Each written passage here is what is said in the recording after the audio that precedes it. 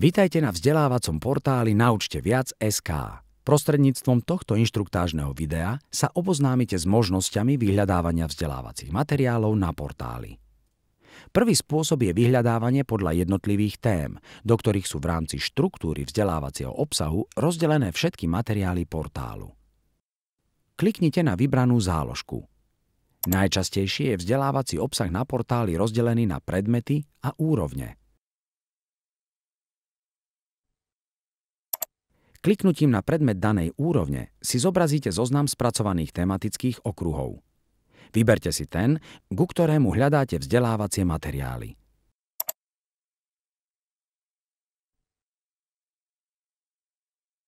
Vami vybraný tematický okruh sa zvýrazní. Teraz kliknite na názov konkrétnej témy, ktorá zodpovedá vašim požiadavkám.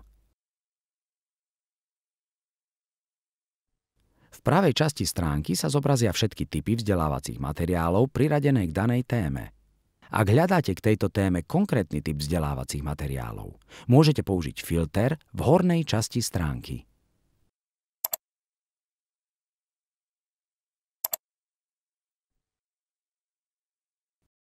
Druhá možnosť, ako vyhľadávať materiály na portáli, je vyhľadávanie prostredníctvom kľúčových slov.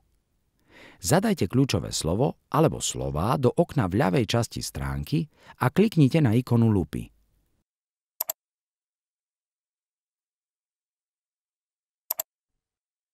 Tým sa zobrazia všetky typy vzdelávacích materiálov, pre ktoré boli definované vami zadané kľúčové slová.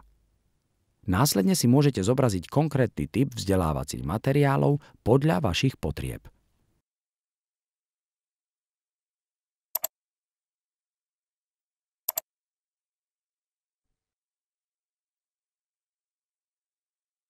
Ak hľadáte vzdelávacie materiály konkrétneho typu nezávisle od témy, ku ktorej sú priradené, môžete použiť tretí spôsob vyhľadávania, a to pomocou kategórií.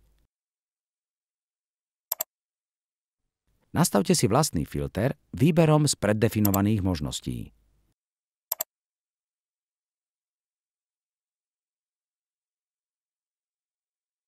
Kritéria vyhľadávania sa vo filtri kumulujú. To znamená, že čím vyšší počet kritérií vo filtri nastavíte, tým získate užší výber vzdelávacích materiálov. Jednotlivé spôsoby vyhľadávania môžete navzájom kombinovať, čo vyhľadávanie na portáli urýchľuje a prispieva k zefektívneniu vašej práci pri príprave učebných materiálov. Prihláste sa do vášho používateľského konta a nájdite si pre vaše vyučovacie hodiny vzdelávacie materiály zodpovedajúce vašim predstavám a potrebám.